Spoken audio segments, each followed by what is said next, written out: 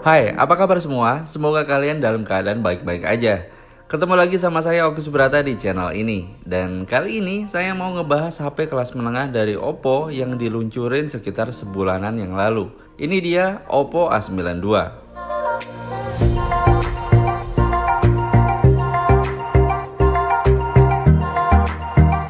Oke, jadi di video kali ini saya mau share sedikit aja soal pengalaman saya pakai HP ini buat main game dan foto selama semingguan ini. Yang pertama langsung ke bagian performanya. Tapi sebelum lanjut, kita sama-sama lihat dulu spesifikasinya.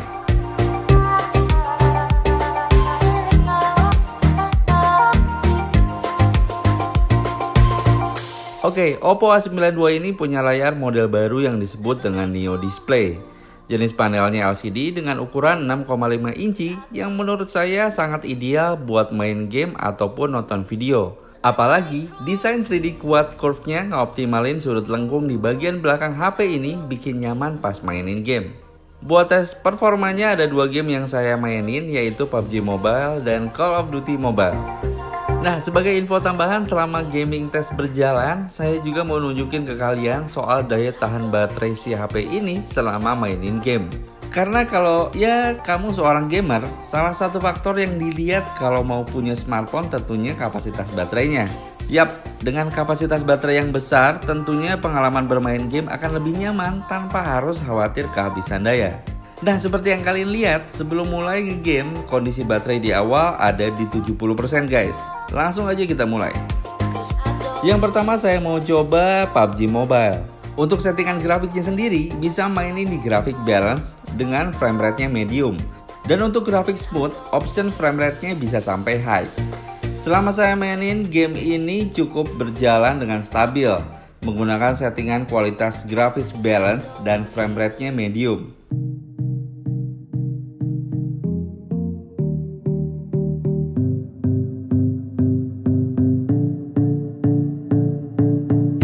Dan seperti kalian lihat di beberapa part grafik ramai juga masih game playable ya, dan aman buat dimainin. Tekstur dan detail gambar yang dihasilin menurut saya punya kualitas dan saturasi warna yang cukup baik. Overall main sekitar 30 menitan, main TDM dan war sekali, saya masih nyaman main dan gak nemuin adanya lag. Ya walaupun belum chicken dinner kali ini. Next, lanjut di game kedua, masih di game FPS yaitu Call of Duty Mobile. Nah, di game yang terakhir yang saya mau coba mainin ini, salah satu game favorit juga selain PUBG Mobile. Oke, langsung aja kita mainin. Untuk settingan grafiknya bisa main di very high dan frame rate-nya very high juga. Kalau kalian pilih grafik low, medium, ataupun high, itu bisa mainin di option frame rate-nya maksimum. Dan kali ini saya mau main game santai aja di Team Deathmatch.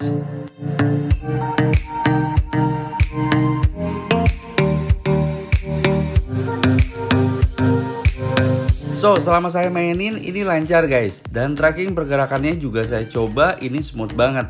Secara visual buat kualitas detail gambarnya seperti yang kalian bisa lihat di sini ya, kualitasnya cukup baik dan grafik ramai juga masih aman kok buat dimainin.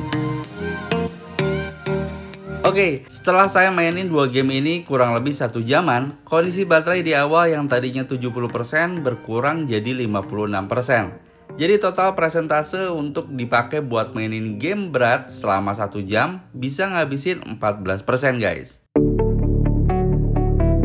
Dan ngomongin soal daya tahan baterainya, just info kalau si Oppo A92 ini dibekali dengan baterai 5000 mAh yang udah juga didukung dengan fast charging 18 watt. Jadi kalau kamu seorang gamer, salah satu faktor yang dilihat kalau mau beli HP tentunya punya kapasitas baterai jumbo. Yap, dengan kapasitas baterai sebesar ini, tentunya pengalaman bermain game akan lebih nyaman tanpa harus khawatir kehabisan daya. Selain itu ada juga fitur-fitur lainnya kayak Game Boost 2.0, Frame Boost, Touch Boost, dan Game Space yang bisa ngebantu banget buat mainin game dengan stabil di HP ini. Oke, ngetes performa udah, sekarang gimana sama kameranya? Oppo A92 dibekali dengan 4 kamera utama yang tersusun menjadi huruf L di dalam sebuah modul berbentuk persegi panjang. Nah, sebelum lanjut, Kita lihat dulu spesifikasi lengkap kameranya kayak yang berikut ini.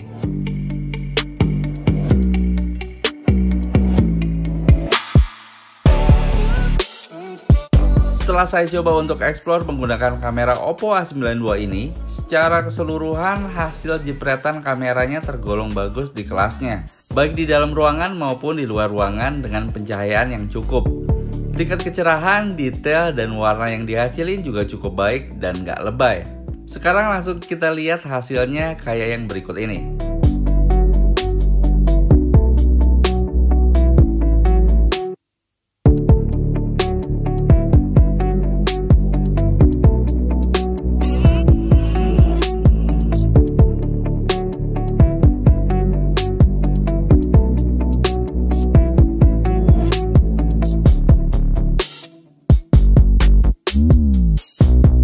Pindah ke bagian depannya biar makin kekinian.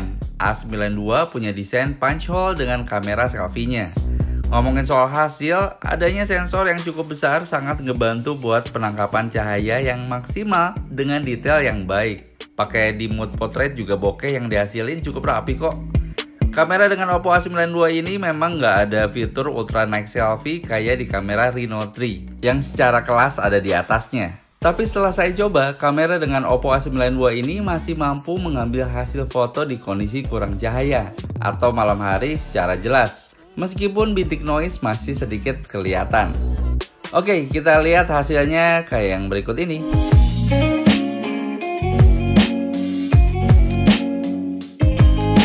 Selain itu di menu kamera juga ada fitur Pro Expert, di mana kalian bisa mengatur sendiri untuk settingan ISO, shutter speed, white balance, dan yang lainnya.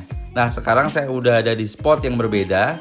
Jadi dengan fitur ini, menggunakan settingan manual, saya mau coba buat foto light trail dengan kamera Oppo A92 ini.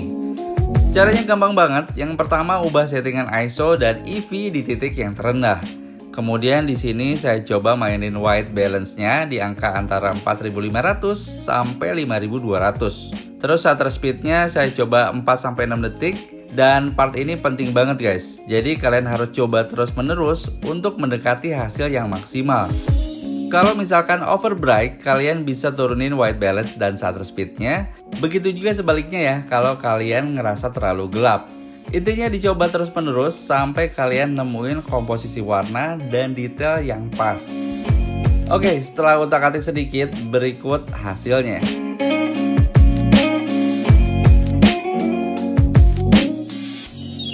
Oke guys, jadi kesimpulannya dari keempat lensa yang ditawarin, kalian udah bisa maksimalin dan mempermudah saat foto di kondisi yang berbeda. Secara fitur juga menurut saya udah lebih dari cukup buat menghasilkan foto estetis untuk mempercantik feeds di media sosial.